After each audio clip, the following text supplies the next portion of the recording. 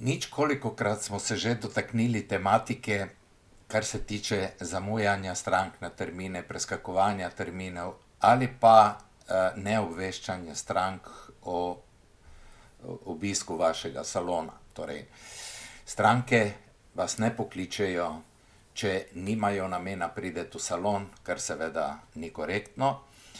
Vendar, dajmo se posvetiti današnji tematiki, kajti velikokrat smo že govorili o tem, kako postopati v primerih, ko stranke zamujajo na termine oziroma jih preskakujejo oziroma se ne oglasijo na dogovorjen termin.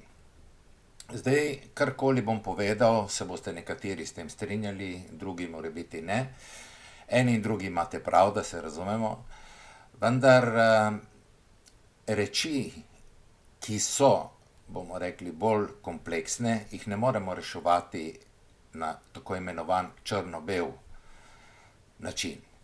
Torej, ni samo ena varianta pravilna ali druga, zato pravim, da je potrebno se osredotočiti na sistematičen pristop, torej na rešitve, ki temeljijo na nekem sistematičnem urejanju vsega tega in pokazal bom tudi, oziroma skušal vam bom povedati, kako to deluje. Torej, danes bomo pogledali 5 najbolj, bom rekel, največjih izzivov, ki se pojavljajo v salonih,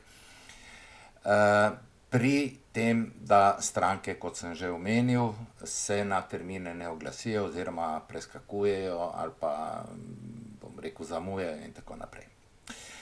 Do tega najpogosteje prihaja prvič zaradi tega, ker sistem kot tak, kot sem tudi že dejal, ni sistem obveščanja pravzaprav, ni pravilno postavljen in glede na to, da imamo danes izjemno veliko priložnosti avtomatskega naročanja strank, se tudi v tem primeru da to zelo lepo rešiti, ker imate ne samo na voljo to, da stranke lahko pred obiskom ponovno obveščate, temveč predvsem to, da stranke že na samem začetku, že ob prvem obisku vašega salona pripravite na to, da se to ne bi dogajalo. Torej, drugič, naj bodo pravila zelo jasna. Pravila morajo strankam biti jasna ne tedaj, ko one pričnejo z zamujanjem, temveč prej. Torej, pri vašem prvem obisku posvetite se čim več časa za to, da se o tem pogovorite, da do tega ne bi prihajalo, kajti popravljati te stvari ni tako enostavno. Torej, tretja točka je izziv velik zaradi tega, ker ni popolna evidenca vseh strank. In predvsem nezanesljivih strank. Torej, če so stranke nezanesljive, če se večkrat to pri njih ponavlja, morate si evidentirati zaradi tega, da boste vedeli, katere so tiste osebe, na katere ne morete 100% računati, vendar potrebno je zgraditi tudi strategijo, kako boste postopali z njimi, to se boste pa naučili na naših predavanjih. Četrta stvar pa je, da nekateri nimajo čakalne liste pripravljene. Čakalna lista je zelo pomembna, predvsem zaradi tega, ker lahko potem ustvarite tako imenovani last minute in če ste povezani s socialnimi omrežji oziroma če imate določene skupine, ki ste, bom rekel, nekoliko bolj povezane, kot so denimo zaprte skupine na Facebooku, potem veliko lažje obveščate stranke, ko se sprostijo termini, zato da jih lahko nekateri izkoristijo. Seveda boste zato morali nekaj dati, kaj in koliko boste pa ravno tako se naučili na naših delavnicah. In še ena stvar, zakaj prihaja do tega najpogosteje, se pravi do zamud ali preskakovanja terminov, predvsem zaradi tega, ker se izgublja osebni stik.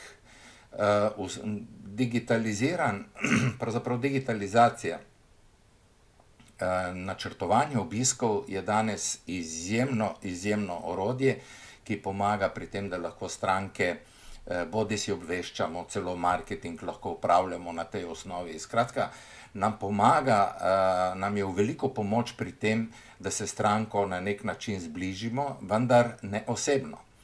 In ta osebni stik bo vedno bolj v pomanjkanju in zato je dobro se naučiti, kako uporabljati in kako zgraditi sistem, da boste strankami že vse pripravili vnaprej.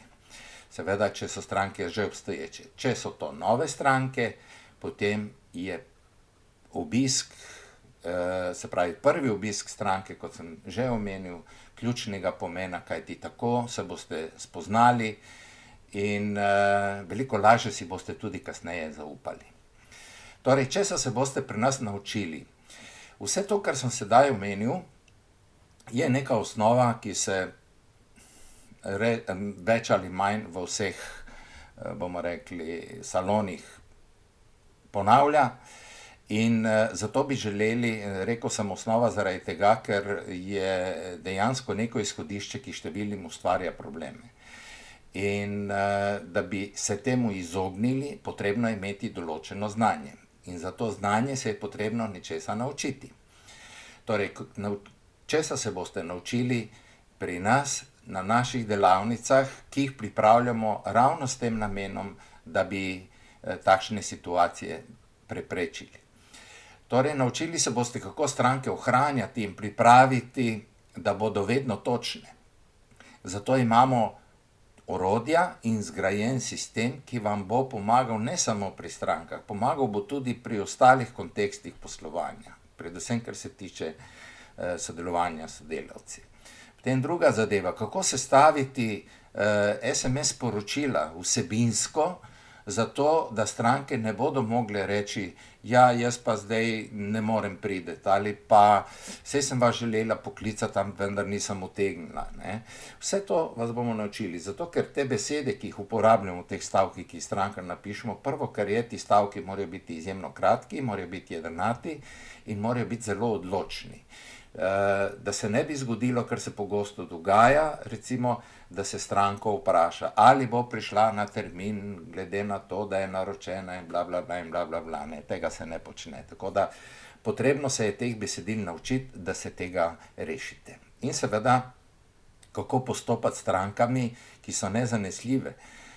Nezanesljive stranke so tiste, ne samo, ki niso točne, ampak če nekdo redno zamuja, to ni njegova napaka, to smo že večkrat omenili, to ste že slišali, temveč je to njegova odločitev in če je njegova odločitev, da bo zamujal, potem pomeni, da ne ceni niti vas in niti vašega dela, zato je potrebno vedeti, kako z njimi postopati, no, tudi tega se boste naučili na naših delavnicah. Seveda, in še ena zadeva, ki je ključnega pomena, je, kako z razgovorom rešiti težave, ko gre za neodzivnost strank. Kaj bi to pomenilo? Seveda, mi moramo znati stranki povedati, da se ona ne bi užalila. Ker nekdo bo rekel, ja, jaz tebi hodim že toliko let, zdaj si se naenkrat spravila name, do zdaj ti je bilo ok in kaj sem kaj. In se bo začele stvari potencirati in seveda bo to prenašalo slabo voljo. V najboljšem primeru, lahko vas pa tudi stranka zapusti. Takšno neodzivnost je treba reševati na način, zato da pripravimo stranke do tega, da so bolj dosledne, ampak orodja, ki jih pri tem uporabljamo, so zelo, zelo zanimiva in zato vam priporočam, da se odločite, da obiščete naše delavnice, da ne bi zapadli v drobne težavice, ki se lahko kasneje pojavljajo kot problem. Problem pa nastane takrat, ko stranka ne obišče več vašega salona. Torej, bodite z nami, spremljajte nas, povežite se z nami in videli boste, da vam ne bo žal. Studio Aktiva, podjetje, ki se ukvarja samo z reševanjem težav, z podajanjem rešitev za uspešno poslovanje v kozmetičnih salonih. Torej, mi smo specializirani za to, da vam delo v salonu poteka lažje in bolj učinkovito. Torej, kontaktirajte nas, postavite nam vprašanja, z veseljem vam bomo odgovorili. Srečno!